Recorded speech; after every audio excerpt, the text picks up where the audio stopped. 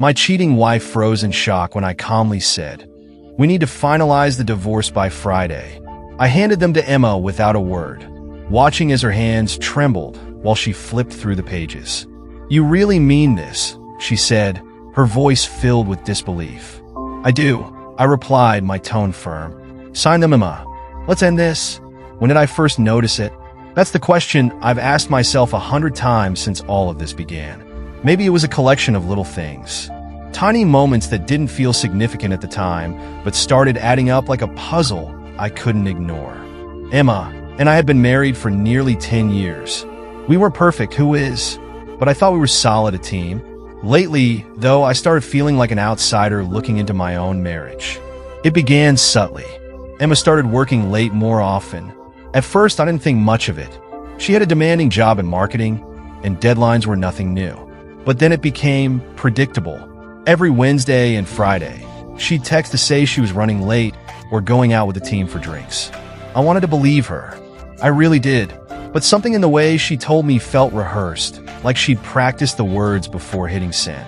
Then there were the changes in how she looked.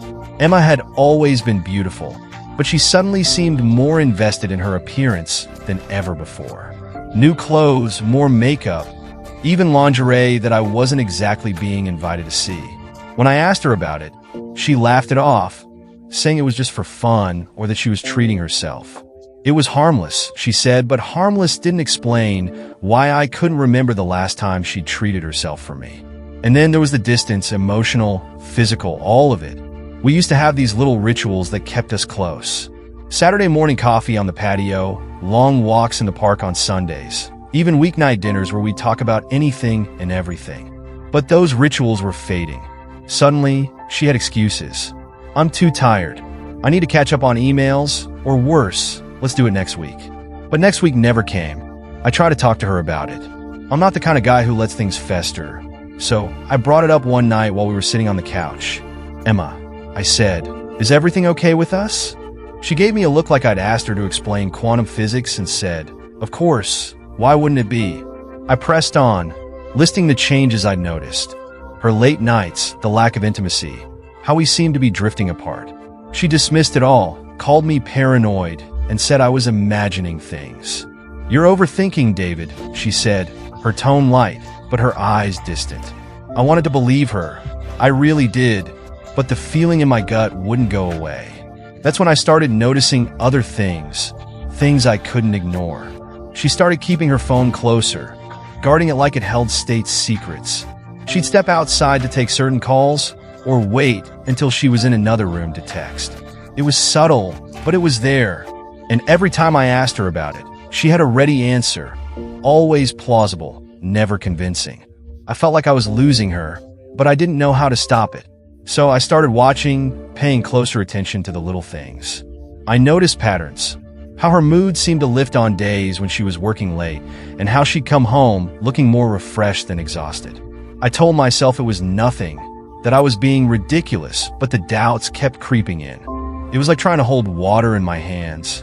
No matter how tightly I tried to hold on, it kept slipping through my fingers. The final straw came when I overheard her on the phone one evening. She thought I was upstairs, but I'd come back down for a glass of water. She was in the living room, speaking softly, her tone warm, playful. "You always know how to make me smile," she said. My heart sank. That wasn't how she talked to me anymore. That night, as I lay in bed next to her, I made a decision. If she wouldn't give me answers, I'd find them myself. That's when I reached out to the private investigator. It felt like crossing a line, but what choice did I have? I needed to know the truth, no matter how painful it might be. I'll never forget the moment I walked into Jake Sloan's office. It was like stepping into a scene from an old detective movie. Dim lighting, a faint smell of cigar smoke, and a guy behind the desk who looked like he'd seen it all. Jake wasn't flashy. He didn't try to sell me on his services with polished charm or big promises. He just handed me his card, looked me square in the eye, and said, "I'll find the truth. It's up to you what you do with it." I wanted the truth, no matter how ugly it might be. Over the next couple of weeks, Jake kept me updated, cryptic texts here and there, letting me know he was making progress. At first, I clung to the hope that he'd come back empty-handed, that I was overthinking everything. but deep down I knew better. When I got the call to come in for his final report, my hands were shaking as I parked the car. I sat there for a minute, staring at the steering wheel, wondering if I was ready for what I was about to hear. Was I ready to have my suspicions confirmed? Was I ready to face the possibility that Emma wasn't the person I thought she was? I didn't know, but I had to find out. Jake didn't sugarcoat it. She's not physically cheating, he said, his voice steady and professional. For a split second, relief washed over me. But then he added, not yet. The words hit like a punch to the gut. David, your wife is emotionally involved with this guy. Ethan, he continued. It's serious. He slid a folder across the desk. I hesitated before opening it, as if delaying the inevitable would somehow make it less real. Inside were photos. Emma and Ethan at a coffee shop, their heads close together. At a park, laughing like they didn't have a care in the world. And the one that nearly made me see red. Ethan holding her hand as they crossed the street. It wasn't just friendly, it was intimate, familiar. She hasn't crossed the line physically, Jake reiterated, as if that would make me feel better. It didn't, but they're close, and it's only a matter of time. They've been having lunch together almost every day, texting constantly, and he paused, as if debating whether to continue. She's not just confiding in him, David. She's sharing things, personal things. I leaned back in the chair, the weight of his words settling on my shoulders. Personal things was an understatement. Jake told me he'd accessed her emails and messages. Illegally, sure, but I wasn't in the mood to argue ethics. The messages painted a picture of a woman falling for someone else, slowly but surely. There were no declarations of love, no explicit content, but the emotional connection was undeniable. She doesn't speak badly about you, Jake added, almost as if trying to soften the blow. In fact, when Ethan tries to criticize you, she shuts him down. But they're planning something. He handed me another paper, this one detailing their plans to spend a weekend together.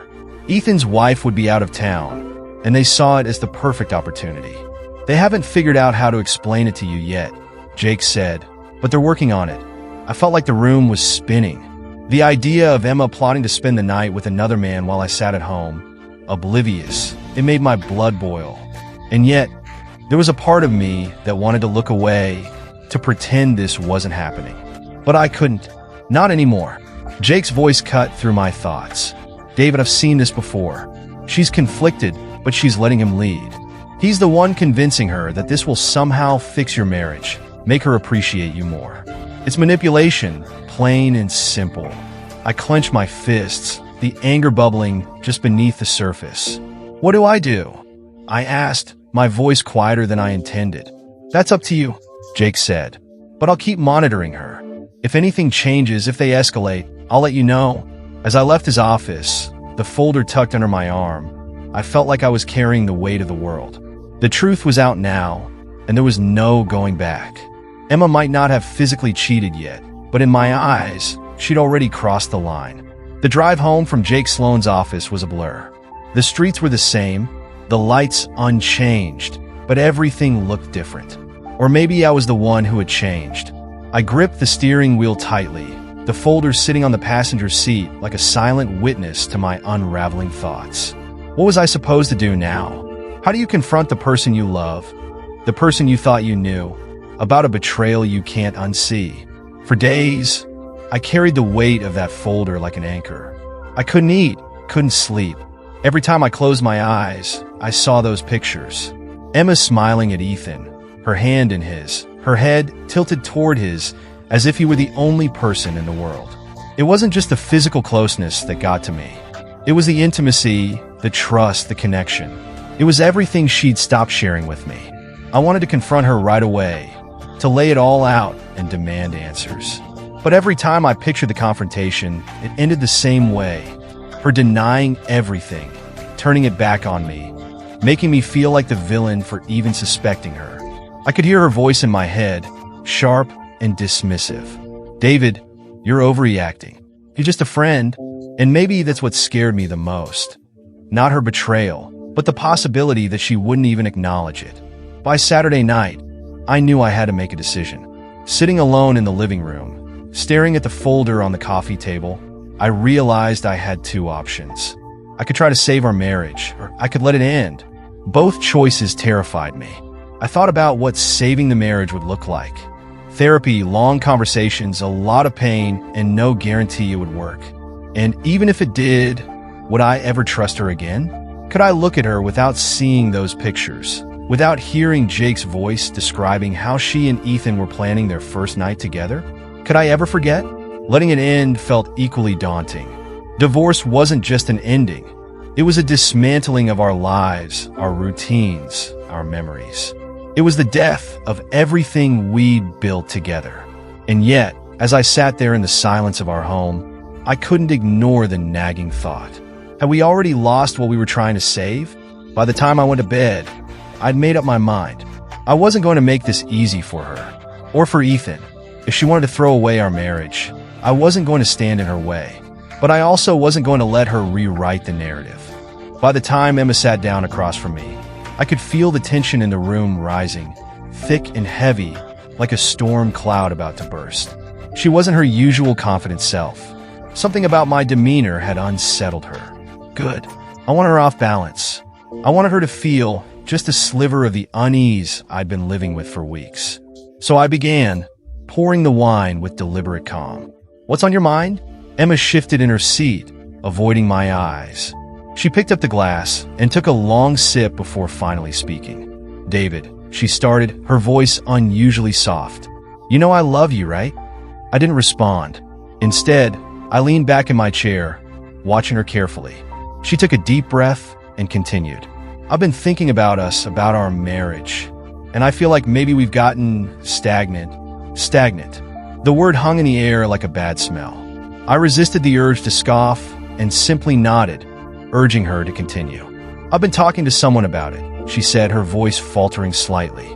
A colleague. Ethan. There was the name I'd come to hate.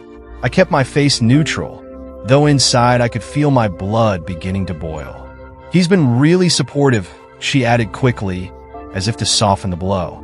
He's helped me see things in a new light. I finally spoke, my tone measured. Supportive, huh? And what exactly has he been supporting? Emma froze for a moment, her cheeks flushing. It's not like that, David. He's just a friend, someone to talk to. Is that what friends do? I asked, leaning forward slightly. Hold hands? Exchange kisses? Plan overnight stays in hotel rooms? Her eyes widened in shock, and she set the glass down with a trembling hand. What are you talking about? You really thought I didn't know? I said, my voice steady but cold. Emma, I've known for weeks. I've seen the pictures. I've read the reports. I know everything. She stared at me, her mouth opening and closing as if she were searching for words but couldn't find any. Finally, she whispered, David, it's not what you think. Oh, it's exactly what I think, I snapped, my patience wearing thin. You've been emotionally cheating on me with Ethan. You've been planning to spend the night with him, to cross the line completely. And the worst part? You actually thought I'd go along with it? That I'd sit here and let you destroy everything we've built together. Tears welled up in her eyes, and she shook her head vehemently. No, David, you got it all wrong. I wasn't going to. Don't lie to me, I interrupted, slamming my hand on the table. Don't you dare lie to me now. She flinched at the sound, her tears spilling over. I was confused, she admitted, her voice breaking. I didn't know what I was doing. I thought maybe if I could explore these feelings, it would help me appreciate what we have. I laughed bitterly, the sound hollow and sharp. Explore your feelings? I said, my voice dripping with sarcasm. You don't explore your feelings by betraying your husband, Emma. You don't fix a marriage by running off to a hotel with someone else. Her sobs grew louder, and she buried her face in her hands. I'm sorry, she choked out. I didn't mean for it to go this far. I don't want to lose you. It's too late for that, I said coldly. You already lost me the moment you decided he was worth more than us. Her head shot up, her tears streaked, face desperate. David, please, she begged. I'll do anything to make this right. Therapy, counseling, whatever it takes. Just don't give up on us. I stared at her, the woman I'd loved for a decade, and felt nothing but a hollow ache. Emma, this isn't about fixing things anymore, I said quietly. This is about accepting that you made choices that broke us. And now, we both have to live with the consequences. She sat there, speechless, as I stood up and walked toward the door. "Goodbye, Emma," I said, my voice steady. And with that, I walked out, leaving behind the ruins of a marriage I could no longer save. On Monday, the divorce papers arrived, crisp and impersonal, a stark reminder of the end of what once was. I placed them on the counter without ceremony, their presence heavier than the simple stack of paper they were. Emma was in the guest room, the door slightly ajar. The sound of her soft sobs had become an unsettling background noise over the weekend. I knocked lightly and pushed the door open. She was sitting on the bed, her knees pulled to her chest, looking smaller and more fragile than I'd ever seen her. Without a word, I set the papers down on the nightstand. "They're here," I said simply. Her gaze flicked to the papers, and she swallowed hard, her voice barely audible. "David, can we talk about this one more time?" "We've done all the talking, Emma," I replied, my tone flat. "You made your choices. These are the consequences." She reached out as if to grab my hand, but I stepped back. Her hand dropped, and her shoulders slumped in defeat. "I never wanted this," she whispered. "Neither did I said, turning to leave. But here we are. Over the next few days, we moved around the house like ghosts, avoiding each other, speaking only when absolutely necessary. The silence was deafening, but it was better than the alternative, another round of arguments or hollow apologies. I focused on logistics, meeting with the realtor, setting up appointments to show the house, and sorting through our joint belongings. Each box I packed felt like a small funeral. The photo albums, the anniversary cards, the little souvenirs from vacations. All of it went into storage, reminders of a life that no longer existed. Emma didn't help with the packing. She stayed out of sight, her presence reduced to the faint sound of her footsteps or the occasional clink of a glass in the kitchen. When Friday rolled around, the realtor had arranged the first showing. Emma stayed in her room, and I stepped outside to let the prospective buyers explore. Standing in the driveway, I stared at the house, its white shutters gleaming in the sunlight, and felt a pang of sadness. This had been our home, the place where we'd planned a future together. Now it was just another thing to divide and leave behind. That evening, Emma emerged from her room, her face pale but resolute. "I signed the papers," she said, holding them out to me. "I'm not going to fight you on this." I took them, nodding. "Thank you." Her eyes filled with tears, but she didn't let them fall. "I'm sorry, David," she said, her voice trembling. "For everything." "I know," I replied, and for the first time I meant it. "But sorry doesn't fix this." She nodded, her hands trembling slightly. "I'll be gone by the weekend." "Okay," I said, my voice softening just a fraction. "Take care of yourself, Emma." "You too," she whispered. When she left, the house felt emptier than I expected, but also lighter. The weight of her presence, the tension, the broken promises, all of it was gone. For the first time in weeks, I could breathe. The divorce was finalized within a few months, a quiet, uneventful process that felt surreal given the emotional chaos that had preceded it. The house sold quickly, and I used my share to start over in a small apartment downtown. It wasn't much, but it was mine, a space untouched by the memories of my marriage. As the months turned into a year, life began to settle. I reconnected with friends, threw myself into work, and rediscovered parts of myself I had forgotten. Slowly, the anger faded, replaced by a quiet acceptance. Emma's betrayal had broken me, but it hadn't destroyed me. One evening, as I sat on my balcony, watching the city lights twinkle in the distance, I felt something I hadn't in a long time: peace. The scars were still there, but they no longer defined me. I had survived, and I was stronger for it. And for the first time in what felt like forever, I was ready to move forward. I handed them to Emma without a word, watching as her hands trembled while she flipped through the pages. "You really mean this?" she said, her voice filled with disbelief. "I do," I replied, my tone firm. "Sign them, Emma. Let's end this." She stared at me for a long moment, her eyes searching mine for some sign of hesitation, some crack in my resolve. But there was none. Finally, she nodded, her shoulders sagging in defeat. "Okay," she whispered. "I'll sign." That night, as I lay in bed alone, I felt a strange mix of emotions. Sadness for what we'd lost, anger at how it had ended, and above all, a sense of finality. This was it. The life we'd built together was over, and there was no going back. For Emma, the fallout had just begun. Ethan's interest in her waned almost immediately after our confrontation. From what I heard later, his wife discovered their relationship and filed for divorce, leaving him scrambling to save face. Emma was left alone, her career in shambles, her reputation tarnished. For me, the fallout was quieter, but no less profound. I moved into a small apartment, focusing on rebuilding my life one step at a time.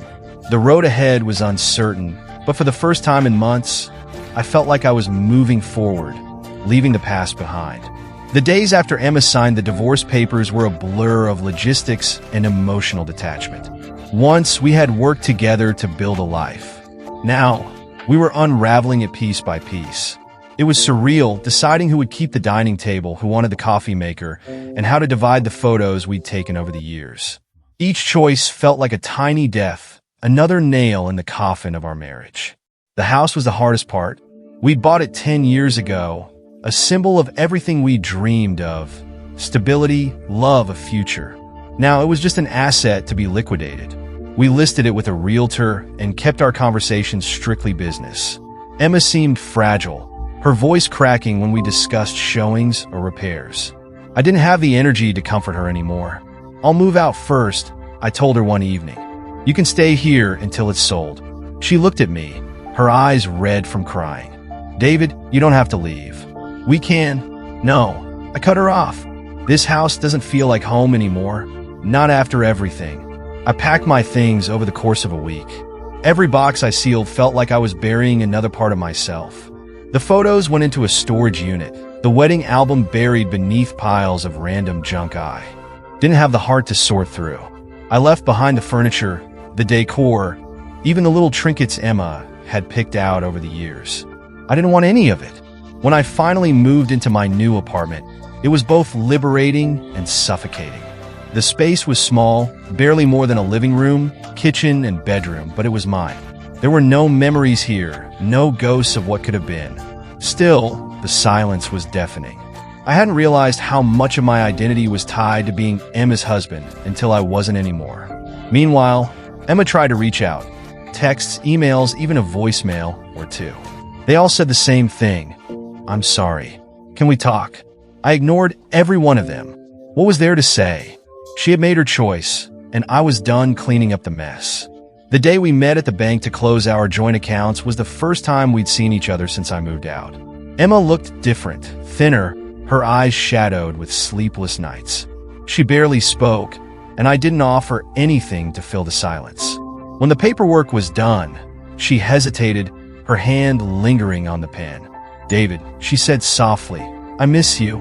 I looked at her, really looked at her, and for the first time I didn't feel anger or sadness. I just felt empty. "Emma, we can't go back," I replied. "You know that?" She nodded, tears pooling in her eyes. "I know," she whispered. The divorce was finalized a month later. It was a simple process, thanks to the no-fault laws in our state. The house sold quickly, and the proceeds were split evenly. Emma got a modest apartment nearby, while I stayed in my little rental, slowly rebuilding my life. Ethan was long gone by then. After his wife filed for divorce, he had no interest in pursuing anything serious with Emma. From what I heard, he moved on quickly, dating a younger woman and leaving Emma to pick up the pieces of her shattered life. I didn't feel sorry for her, not really. She'd made her bed, and now she had to lie in it. As for me, I focused on moving forward. I threw myself into work, eventually landing a promotion that came with a significant pay bump. I started reconnecting with old friends, rediscovering parts of myself I'd forgotten during the years I spent trying to hold my marriage together. But it wasn't all easy. Nights were the hardest, lying in bed alone, staring at the ceiling, wondering what I could have done differently. The truth was I had done everything I could. I had loved Emma with everything I had, and it still wasn't enough. In the end, I realized that wasn't my failure. It was hers. And as much as it hurt to let go of the life we'd built together, I knew I couldn't hold on to something that had already crumbled. It was time to start over. And for the first time in years, I was ready. 2 years later, I heard through a mutual friend that Emma was still struggling to find her footing. She dated a few men, but nothing stuck. She was working at a small marketing firm, barely making ends meet. I didn't feel satisfaction in her downfall, just a quiet sense of closure. We were two people on separate paths now, and I had finally let go of the bitterness. I wasn't the same person I was when we met, or even when we divorced. I was stronger now, more self-assured. I had learned the hard way that love isn't enough if one person isn't willing to fight for it. And while I still carried the scars of our marriage, they no longer defined me. I was free, and for the first time in a long time, I was happy. When the ink dried on the divorce papers and the house was sold, I felt an overwhelming sense of relief. Not joy, not triumph, just relief. For the first time in years, I didn't have to wonder if Emma was lying to me, sneaking off, or texting someone else. I didn't have to second-guess every interaction or analyze her every word. The weight of suspicion and betrayal was finally gone. The first few months in my new apartment were quiet. Too quiet. I spent most evenings sitting on my secondhand couch, staring at the blank walls, unsure of what to do with myself. I didn't miss Emma, exactly. I missed the life we'd built, the routines, the companionship, the sense of purpose that came from being part of a partnership. But those things had been gone long before we signed the papers. Work became my sanctuary. I poured myself into my job, taking on extra projects and volunteering for late hours. It wasn't glamorous, but it kept my mind occupied. And then, out of nowhere, an opportunity presented itself. My old company, the one I'd left years ago, reached out.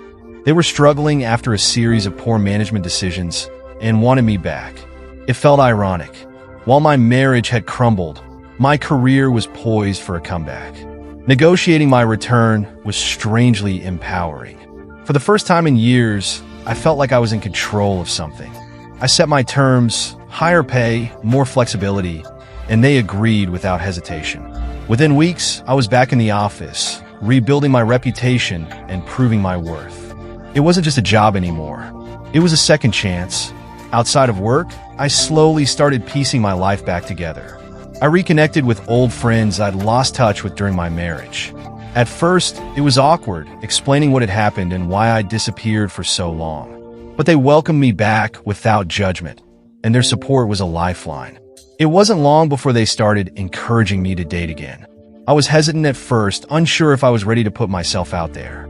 The thought of trusting someone after what had happened with Emma felt impossible. But eventually, I decided to give it a try. My first few dates were a disaster. I was rusty, awkward, and far too guarded. I'd catch myself comparing these women to Emma, wondering if they'd hurt me the way she did. But slowly, I started to let go.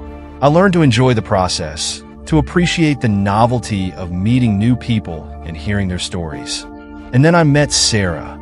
She wasn't flashy or overconfident. She didn't try to impress me with grand gestures or charm me with carefully rehearsed lines. She was kind, straightforward, and refreshingly honest.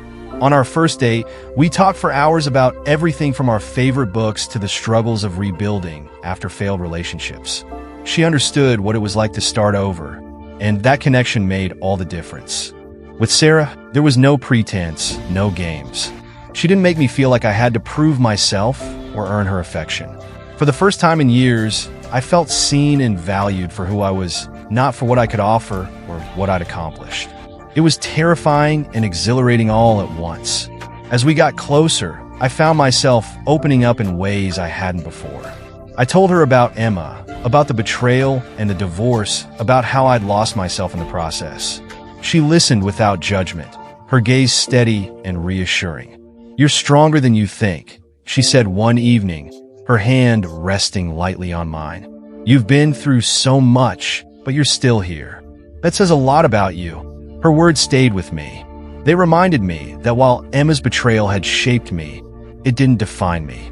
I could move forward, and for the first time in years, I was ready to do just that. I was more than the sum of my failures and heartbreaks. I was still capable of love, still worthy of happiness.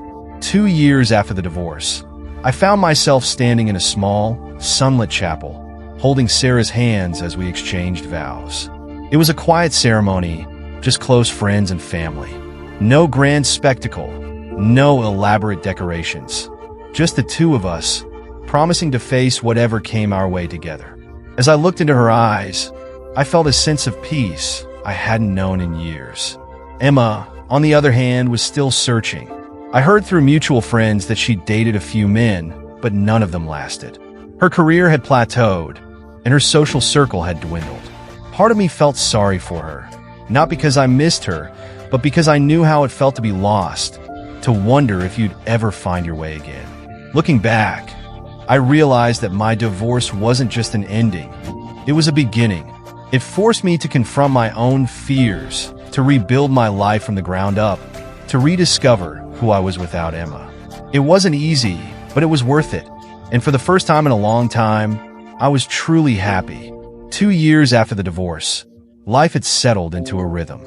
Work was rewarding, and my relationship with Sarah felt like a fresh start, a chance to experience love without the weight of betrayal hanging over me.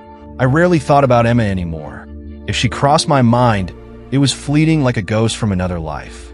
That changed one crisp autumn afternoon when I ran into Julie, a mutual friend of Emma's and mine, at a local coffee shop.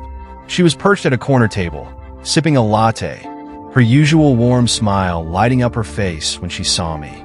"David," she exclaimed, waving me over. "It's been ages. How are you?" I hesitated for a moment before joining her. Julie had always been more Emma's friend than mine, but she was kind-hearted, and I figured there was no harm in catching up. We exchanged pleasantries, talked about work, life, and mutual acquaintances. But inevitably, the conversation shifted. "Have you heard from Emma lately?" she asked, her tone cautious. I shook my head. "No, not since the divorce." "Why?" Julie hesitated, as if debating whether to continue. "Well," she said, lowering her voice, "I thought you should know. She's not doing great." Something about the way she said it made me pause. "Not doing great how?" I asked, keeping my tone neutral. "She's struggling," Julie admitted. "Work isn't going well, and she hasn't really been able to move on. I think the divorce hit her harder than she expected." I felt a pang of something. Not sympathy, exactly, but a muted sense of sadness. Despite everything, Emma had once been the person I planned to spend my life with. Hearing that she was floundering stirred an odd mix of emotions. Julie continued, "She still talks about you sometimes. I think she regrets what happened." I leaned back in my chair, processing her words. Regret? It felt like too little too late, but I nodded politely, signaling to Julie that I appreciated her sharing. Before we parted ways, Julie said something that lingered with me long after I left the coffee shop. "David, you've really turned your life around. I'm happy for you. And honestly, I think Emma is too." Julie's words stayed with me for days. Not because I still harbored feelings for Emma, but because they forced me to confront the emotional residue I hadn't fully addressed. Regret, anger, sadness. They were all still there, buried beneath the surface, waiting for moments like this to bubble up. One evening, as I sat with Sarah watching the sunset from our balcony, I found myself opening up in a way I hadn't before. "I ran into Julie the other day," I said, my voice quiet. "She told me about Emma." Sarah turned to me, her expression calm and supportive. "What did she say?" "That Emma's struggling. That she regrets what happened," I replied. I hesitated before adding, "It made me realize I've never fully let go of the past." "Not entirely." Sarah reached for my hand, her touch grounding me. "It's okay to feel that way," she said softly. "What you went through was traumatic. It's not something you can just erase." Her words gave me permission to sit with my emotions rather than push them away. Over the next few weeks, I reflected on my time with Emma, not just the betrayal, but the good moments too. There had been laughter, love, and a sense of partnership once. It wasn't all bad, but that was the nature of life. Some chapters are joyful, others painful. And sometimes, it takes time to make peace with the ones that leave scars. Recognizing that helped me see the marriage for what it truly was, a chapter in my life, not the whole story. Eventually, I decided to write Emma a letter, not to rekindle anything, but to find closure for myself. In it, I thanked her for the good times, acknowledged the pain we both endured, and wished her well. I never sent it, but writing it felt like closing a door I hadn't realized was still open. Months later, I heard through Julie that Emma had moved to a new city, hoping for a fresh start. "She's doing better," Julie told me. "I think she's finally finding her footing." Hearing that gave me an unexpected sense of peace. Emma's struggles weren't my responsibility, but knowing she was moving on allowed me to fully let go of the lingering guilt and sadness. As for me, life continued to flourish. Sarah and I got engaged, and our relationship deepened in ways I hadn't thought possible. She taught me that love doesn't have to be complicated or painful. It can be simple, honest, and restorative. On the day of our wedding, standing at the altar with Sarah, I realized how far I'd come. The man I was now bore little resemblance to the one who had walked out of that broken marriage 2 years earlier. I was stronger, wiser, and more sure of myself than I'd ever been. Emma was a part of my story, but she didn't define it. She was a lesson, a stepping stone on the path that led me here. And for that, I was grateful. Not bitter, not angry, just grateful. As Sarah and I exchanged vows, I felt nothing but joy. The past was behind me, and the future was wide open. For the first time in years, I wasn't looking back. I was looking forward, ready to embrace whatever came next. And that, I realized, was the true gift of starting over. Thank you for joining us on this emotional journey here on Reddit Cheating Stories. Life isn't always fair, and love doesn't always go as planned. But as this story shows, even in the face of heartbreak, there's hope for a brighter tomorrow. If the story resonated with you, please give it a thumbs up. It helps us reach more people who might need to hear it. Don't forget to hit the subscribe button and turn on notifications so you never miss another story of resilience, growth, and lessons learned. Have your own story to share or thoughts on today's? Drop them in the comments below. We'd love to hear from you. Until next time, remember, life may knock you down, but every ending is just a new beginning. See you in the next video.